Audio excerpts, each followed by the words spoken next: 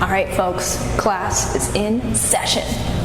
Hello and welcome back to another Nourish to Flourish segment. It is I, Megan the trainer, registered dietitian, coming at you today to continue in our discussion on our metabolism series.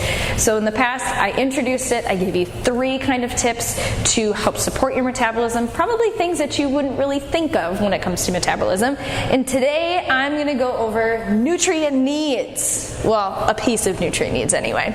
Because if you think back to my previous video, tip number 2 that I had is we need to make sure that we're eating enough. And so I'm going to kind of use this visual, my chalkboard here. We're going to be in school today, and I am going to kind of break down a little bit of what kind of things count towards your needs. And of course, this is going to be individualized for every person. So if you have specific questions, please come see me for a little brain pick session so I can really dive deeper into this. But from an overview perspective, our body has needs. We need calories, we need protein, carbs, we need fats, we need all of those things. And we need to make sure that we're crossing off enough of those needs so that way our body can actually function properly.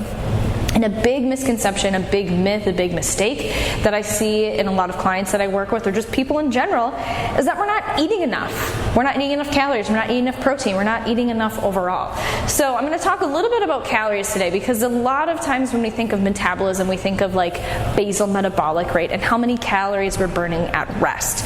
And so I'm going to kind of dive a little bit deeper into this. So we're not going to get too deep into the math, so don't worry, there's not a lot of algebra. This is representing your total energy needs for the day, your total calorie needs for the day. Now, what kind of things are part of that? So you see that I've got this blue bar here, I've got a green one, I've got a yellow one, and I've got a red one. So this blue bar way down here, this is your basal metabolic rate, your BMR. If you were to lay in bed all day and do absolutely nothing but blink your eyeballs, breathe, and have your heart beat, this is how many calories that you would need. Okay, so this is not the end, because now usually for most people this is anywhere between like 1,200 to 1,800 calories. So if you're only taking in that many calories, you're doing your body a huge disservice. You're doing your metabolism a huge disservice. Okay, so that is just piece number 1. Some things that can influence this are going to be our muscle mass. That's kind of the biggest thing that we can control. Our genes, our stature, all of those things are going to dictate our basal metabolic rate. But something that we can control is how much muscle mass we have. So if we put on more muscle, this is going to get a little bit bigger. That is going to help boost your metabolism. So muscle mass is going to be supportive of this, or at least maintaining it. So muscle. Yay, strength training. This next one here, so this green bar, this is what stands for TEF, or thermogenic effect of food. So, it costs calories to break down your food, to chew it, to digest it, to absorb it, to send it everywhere in our body. So that, we need to make sure that we're getting enough energy coming in to fuel that. So now, we're being alive, we're eating our food. This next yellow chunk is NEAT. That's pretty neat. So NEAT stands for non-exercise activity thermogenesis. That's a very big, long acronym.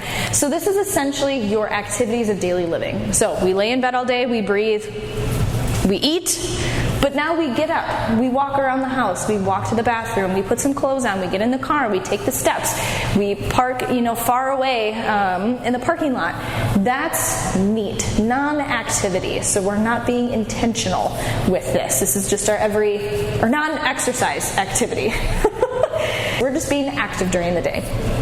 And then lastly, our EAT. E-A-T. This is now exercise activity thermogenesis. This is you coming into the gym, you intentionally going for a walk. So you can see that we have this big bar of needs that we need to make sure that we're getting enough of. So again, for the most part, NEAT and EAT are the things that we have the most control over. Sure, we can think about our muscle mass here, but this is really our area to capitalize on and our area that we want to make sure that we are fueling. So the big takeaway that I want you to get from this is that if you're only eating to fuel this, you're not eating enough, because we need this whole bar to be filled. Now again, depending on your goals and depending on this activity is going to dictate how big this chunk of the bar is going to be. If you have specific questions about this and want to know a more personal, customed way on how big your bar is, please reach out to me and we can deep dive into this and talk about this a little bit more. So now that you know better, let's go out and do better so we can all be better.